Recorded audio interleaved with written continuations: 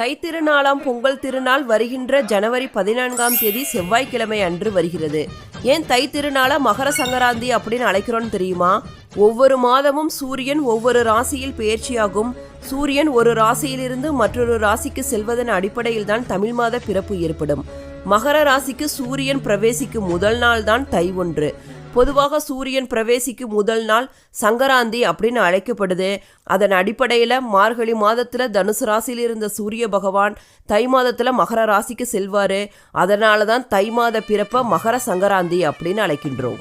உழவு தொழிலுக்கும் அதற்கு உதவியாக இருக்கும் சூரிய பகவானுக்கும் காளை மாடுகளுக்கும் நன்றி தெரிவிக்கும் விதமாக கொண்டாடப்படுவதே பொங்கல் பண்டிகையாகும். இந்த ஆண்டு தைப்பொங்கல் ஜனவரி 14ஆம் தேதி செவ்வாய்க்கிழமை அமைந்துள்ளது. அன்றைய தினம் காலை 9:03 மணிக்குத்தான் தை மாதம் பிறக்க உள்ளது. அதே சமயம் காலை 9 மணி முதல் 10:30 மணி வரை யமகண்ட நேரம் உள்ளது. அதனால் வீட்டில்